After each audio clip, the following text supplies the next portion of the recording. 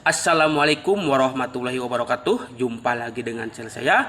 Apa kabar teman-teman semua? Mudah-mudahan selalu diberikan kesehatan. Baik, di kesempatan kali ini saya akan membahas sebuah berita. Ini sebenarnya tanggal 15 November 2022. Nah, ini akan saya tampilkan ya. Nah, ini judulnya, korban binomo pertanyakan kenapa difitnah judi dan hartanya dirampas negara dalam vonis Indra Kents. Sebelumnya ini saya juga merasa miris, merasa sedih sekali atas terjadinya penipuan yang dilakukan Indra Kents. Namun sebelum kejadian seperti ini sebenarnya kami selalu memberitahu bahwa itu adalah perjudian, tapi ya sudahlah, ini sekarang sudah terjadi. Nah, ini agar tidak gagal paham, teman-teman semua jangan skip, jangan lihat thumbnail belum sempat nonton videonya komen yang lain-lain. Apalagi itu komen yang sebenarnya sudah dijelaskan di video. Nah, ini lanjut beritanya. Jakarta, ini dari kompas.com ya. Korban kasus penipuan bermodus binary option aplikasi binomo sangat kecewa dengan hasil putusan hakim Pengadilan Negeri atau PN Tangerang dalam sidang terdakwa Indra Kesuma ya. Indra Kents itu Indra Kesuma atau Indra Kents yang digelar Senin 14 bulan 11 tahun 2022 kemarin. Jadi para korban ini merasa kecewa atas putusan karena mereka merasa ini tidak sesuai dengan apa yang dilakukan oleh Indra Kents. Nah, ini Wakil Ketua Paguyuban Korban Binomo Rob Situmorang menyayangkan putusan hakim yang seolah mengambil harta dan memfitnah para korban dengan dianggap bermain judi. Nah, ya sebenarnya ini kalau saya boleh berpendapat, ini sebenarnya uang member seharusnya dikembalikan ke para korban. Kenapa? Ini jelas Indra Kents ini melakukan tindakan penipuan. Itu bilangnya trading. Jadi ini para korban mengira ini beneran trading. Begitu. Ternyata ini perjudian. Itu, tapi ini kenapa dirampas? Ini belum saya bacakan secara utuh, makanya teman-teman semua jangan skip biar tidak gagal paham, oke? Kita cuman mau nyatakan bahwa kenapa kita difitnah begitu. Udah harta dirampas oleh negara, kita difitnah judi. Udah jatuh ini tertimpa tangga. Nah, kata Rob saat dihubungi Selasa tanggal 15 November, itu masih baru juga ya, 2022. Adapun dalam putusannya, majelis hakim menetapkan bahwa aset sitaan dari terdakwa kasus investasi bodong binary option binomo Indra Kents dikembalikan ke negara. Ini artinya uang dikembalikan ke negara, tidak dikembalikan kepada para korban. Ini mengapa seperti itu? Nah, makanya jangan di skip biar tidak gagal paham ya.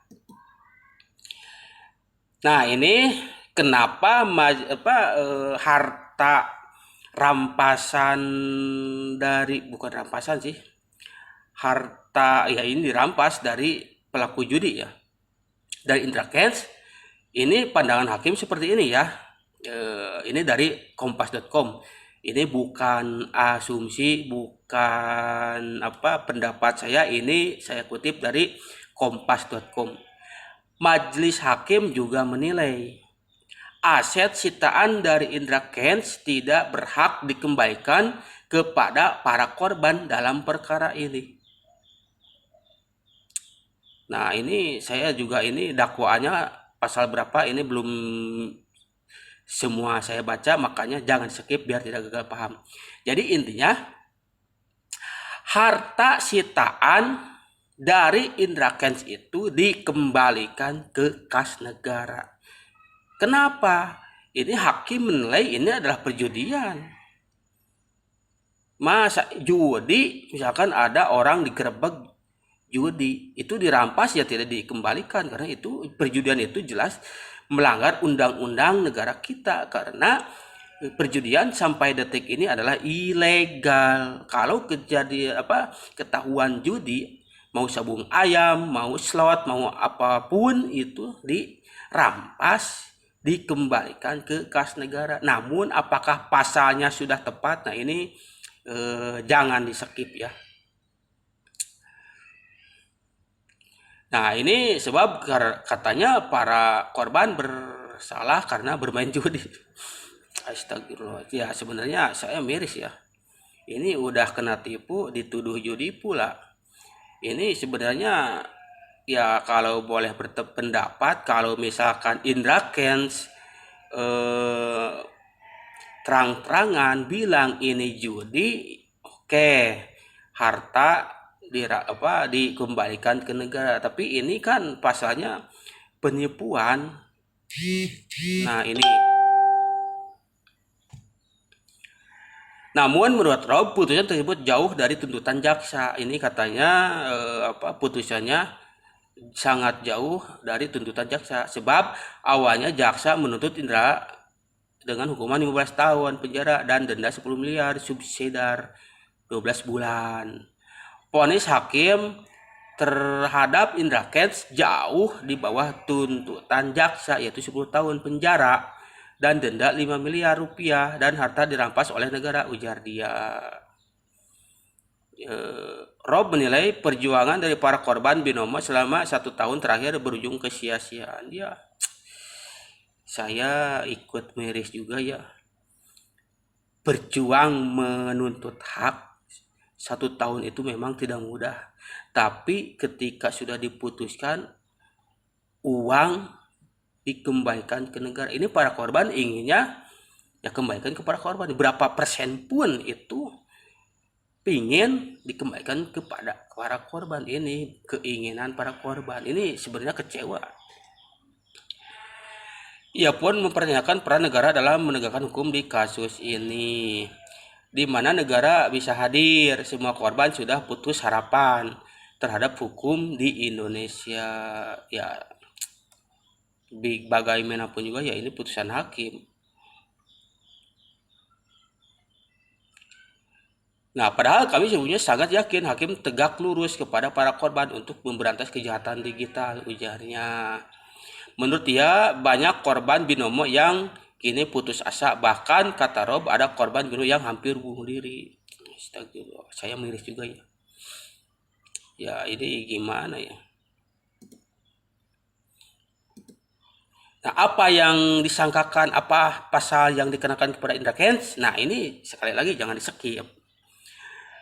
Rob menyebut akan mendorong jaksa penuntut umum JPU untuk mengajukan banding serta mempertimbangkan untuk melaporkan hakim ke komisi yudisial. Ya, ini hak setiap warga untuk naik banding.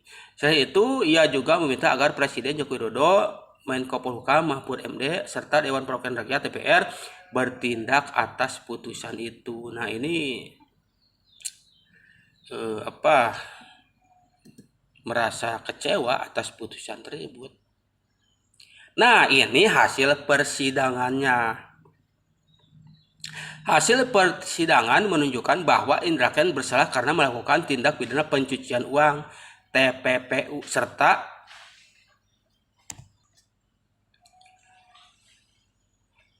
serta menyebarkan berita bohong dan menyesatkan. Tapi ini yang didakwa ini bukan pasal perjudian, tapi ini justru undang-undang ini lebih ke ITE, karena Indra Kents melakukan kebohongan. Ini saya juga nggak ngerti sih.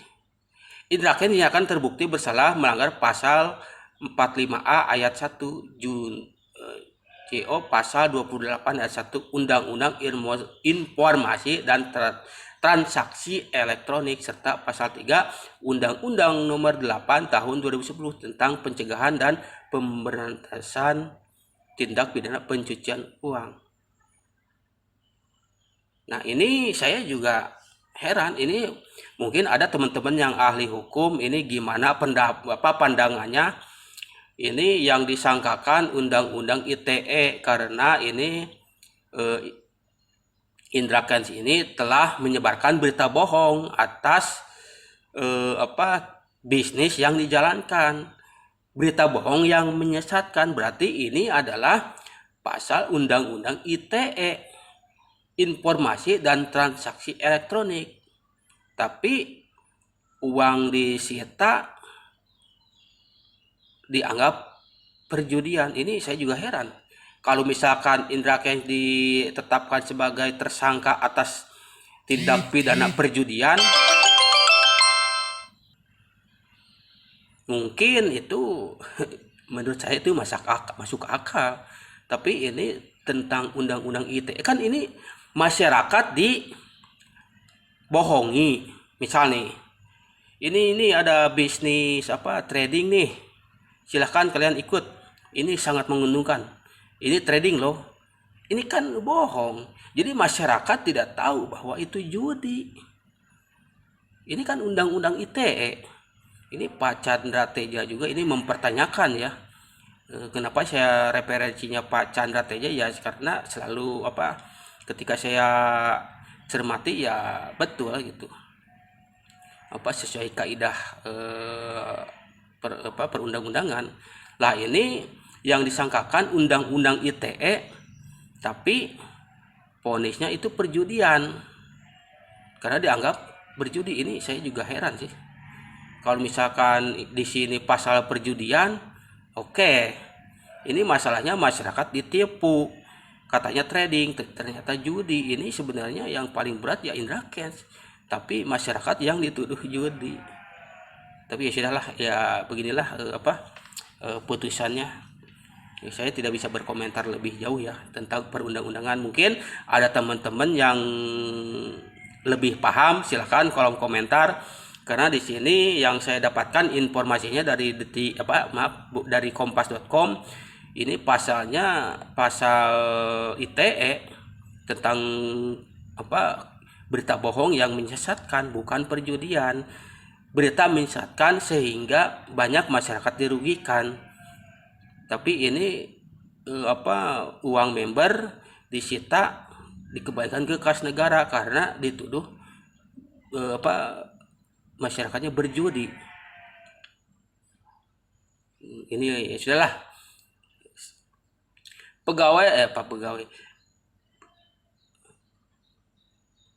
Pengadilan Negeri Tangerang pun mengenakan vonis 10 tahun penjara dan denda 5 miliar kepada tersangka utama kasus ini, yakni Indra Kents, pada Senin 15 bulan November tahun 2022.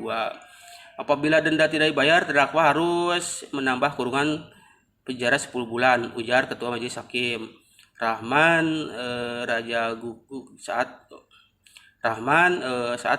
membacakan vonis kemarin. Nah, ini putusan tanggal 14 November 2022. Nah, ini dan seperti itulah. Jadi ini ya saya miris juga sih. Tapi sebelum ini terjadi, sebenarnya sebelum saya punya channel ini, saya sudah ingatkan.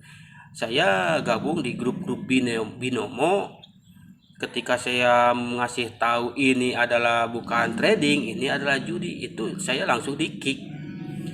Masuk lagi grup yang lain, saya ngasih tahu ini judi loh, gitu. Di kick lagi. Saya dibilangnya perusuh, haters yang suka nyinyir. Tapi kalau sudah kejadian seperti ini ya kasihan juga. Jadi ada orang yang bertanya, apa sih visi misi saya untuk nyinyirin bisnis orang? Ya saya sih bukan bermaksud nyinyir, tapi untuk memberitahu. Kalau edukasi terlalu tinggi lah, karena saya juga masih belajar lah masalah bisnis. Setidaknya saya memberitahu apa yang saya tahu, bahwa itu adalah perjudian. Wah, saya langsung dibully, diserang. Satu kata saya, mereka langsung menyerang rame-rame. Katanya saya itu haters. Nah, tapi kalau sudah gini ya saya kasihan juga sih. Yang sudah itu sudah, tapi kedepannya harus berhati-hati lagi. Ya teman-teman, ini khusus pada korban, ini jadikan saja sebagai ibroh atau pembelajaran saja, agar kedepannya tidak terjerumus lagi. Begitu ya teman-teman, mudah-mudahan kedepannya tidak terjadi lagi kasus-kasus semacam ini. Cuman segitu sebelum diakhiri. Seperti biasa, jangan lupa di subscribe, like, and comment agar teman-teman semua tidak ketinggalan informasi-informasi dari saya. Assalamualaikum warahmatullahi wabarakatuh.